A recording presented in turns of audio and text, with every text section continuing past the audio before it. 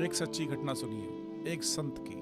वो एक बार वृंदावन गए, वहाँ कुछ दिन घूमे फिरे, दर्शन किए और जब वापस लौटने का मन किया तो सोचा चलो भगवान का भोग लगाकर कुछ प्रसाद लेता चलूँ, घर पे बांट दूंगा। तो संत ने वहाँ से राम दाने के कुछ लड्डू खरीदे, फिर मंदिर गए, प्रसाद चढ़ाया और वापस अपने आश्रम में आकर सो गए। सुबह उनको अगले दिन ट्रेन पकड़नी थी तो सुबह जल्दी उठे, स्टेशन पहुंचे और वृंदावन से ट्रेन पकड़ी। उनकी ट्रेन वृंदावन से उनकी ट्रेन चल करके मुगलसराय स्टेशन तक आने में उनको शाम हो गई थी। संत ने सोचा अभी पटना तक जाने में 3-4 घंटे लगेंगे और भूख लग रही है। मुगलसराय में ट्रेन आधा घंटा रुकती है, चलो हाथ पैर धोकर संध्या वंदना करके कुछ पा लिया जाए, थोड़ा ठाकुर जी का नाम भी ले लिया जाए। संत ने हाथ पैर धोए और लड्डू खाने के लिए डब्बा जैसे ही खोला तो उन्होंने देखा, अरे ये क्या हुआ, डब्बे में तो चींटियां लगी हुई हैं। और उन्होंने फिर क्या किया, चींटियां हटा हटा के 2 लड्डू निकाल लिए और खा लिए। बाकी बचे लड्डू का उन्होंने सोचा प्रसाद बना दूंगा और लोगों को बांट दूंगा। लेकिन कहते हैं ना कि संत हृदय नवनीत समाना, बेचारे को लड्डुओं से अधिक उन चींटियों की चिंता सताने लगी। सोचने लगे ये चींटे वृंदावन से इस मिठाई के डब्बे में आए हैं और बेचारे इतनी दूर तक ट्रेन में मुगलसराय तक आ गए, कितने भाग्यशाली थे, इनका जन्म वृंदावन में हुआ। अब इतनी दूर से पता नहीं कितने दिन या कितने जन्म लग जाएंगे इनको वापस ब्रज में पहुंचने के लिए। फिर पता नहीं ब्रज की धूल इनको फिर से नसीब हो पाएगी कि नहीं हो पाएगी।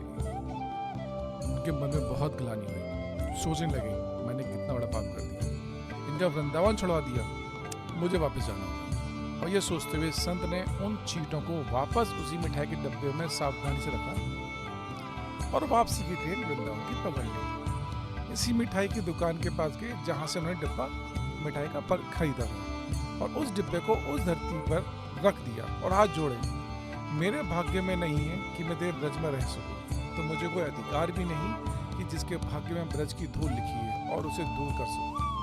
दुकानदार ने देखा तो आया, बोला महाराज क्या हुआ, चींटे लग गए तो कोई बात नहीं, मैं आपको दूसरी मिठाई दे देता हूँ। संत ने कहा भैया मिठाई में कोई कमी नहीं थी, इन हाथों से जो पाप होते होते रह गया बस उसी का प्रायश्चित कर रहा हूँ। दुकानदार ने जब सारी बात जानी तो उस संत के पैरों के पास बैठ गए और भावुक हो गया।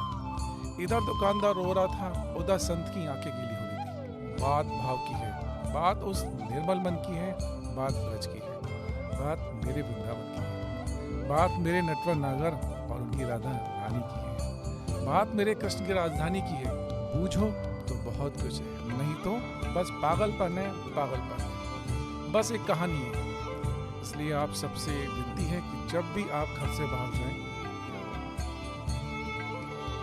घर से जब भी बाहर जाएं तो घर में विराजमान अपने प्रभु से जरूर मिलकर जाएं और जब लौट कर आएं तो उनसे जरूर मिलें, क्योंकि एकमात्र घर में वही है जो आपके लौटने का इंतजार करता है। घर में हमेशा नियम बनाएं, जब भी आप घर से निकलें तो घर में मंदिर के पास 2 घड़ी खड़े रहकर कहें, हे प्रभु दीनानाथ चलिए आपको साथ में रहना, और ऐसा बोलकर ही घर से निकलें, क्योंकि आप भले ही लाखों घड़ी हाथ में क्यों ना पहने हो, पर समय तो प्रभु के हाथ में ना।